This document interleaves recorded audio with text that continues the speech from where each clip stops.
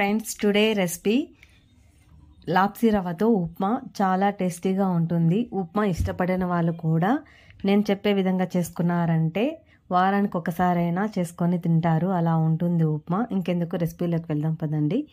ముందుగా stove on చేసి కడాయి పెట్టుకొని 4 టేబుల్ స్పూన్లు ఆయిల్ వేసుకోవాలి. తర్వాత 1 టేబుల్ స్పూన్ ఆవాలు, 1 టేబుల్ స్పూన్ శనగబెడలు, 1/2 టేబుల్ స్పూన్ ఉద్దిపప్పు వేసుకోవాలి. ఉద్దిపప్పు ఇవన్నీ ఫ్రై అయిన తర్వాతనే జీలకర్ర వేసుకోవాలి. ఎందుకంటే ముందుగానే వేసుకున్నాం అనుకోండి మాడిపోతుంది, అందుకని.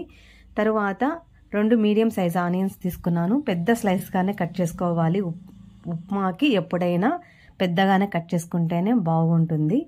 ఈ ఆనియన్స్ తర్వాత పచ్చి కరివేపాకు కొద్దిగా వేసుకోవాలి. ఇవన్నీ వేసుకున్న తర్వాత కొద్దిసేపు ఆనియన్స్ అంతా బాగా ఆయిల్లో మనము ఫ్రై చేసుకోవాలి. ఆనియన్స్ కొద్దిగా ఫ్రై అయిన తర్వాతనే మనము వేరే పచ్చిమిరపకాయలు కానీ టమోటాలు కానీ వేసుకోవాలి. ఇప్పుడు కట్ చేసుకున్నటువంటి ఒక 8 పచ్చిమిరపకాయలు నిలువుగా కట్ చేసుకున్నది వేసుకున్నాను. టమోటా 1 తీసుకొని కట్ చేసుకున్నాను. ఇవన్నీ వేసిన తర్వాత కొద్దిసేపు ఫ్రై చేసుకోవాలి. ఇలా అంతా ఫ్రై అయిన తర్వాత కొద్దిగా పసుపు వేసుకుంటాను. ఎందుకంటే కలర్ఫుల్గా ఉంటుంది, చాలా బాగుంటుంది చూసేదానికి, అందుకని వేసుకున్నాను. 1 గ్లాస్ లాప్సీ రవ్వ ఉప్మా తీసుకుంటున్నాను కాబట్టి 3 గ్లాసుల నీళ్లు పోసుకోవాలి. ఇలా 3 గ్లాసుల నీళ్లు పోసుకోవాలి.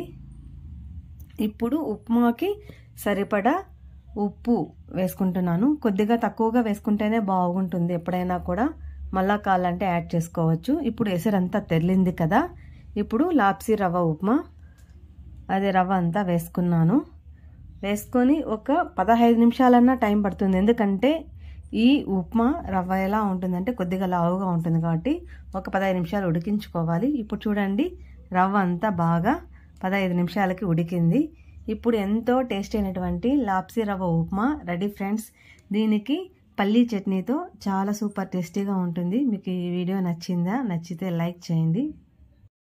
ఫ్రెండ్స్ అండ్ రిలేటివ్స్కి షేర్ చేయండి. టేస్టీ ఫుడ్ రెసిపీస్ ఛానల్లో గుమ్మడికాయ హల్వా, క్యారెట్ హల్వా, సగ్గుబియ్యం సేమియా పాయసము, ఇంకా చాలా వంటల వీడియోస్ అన్నీ చాలా ఉన్నాయండి.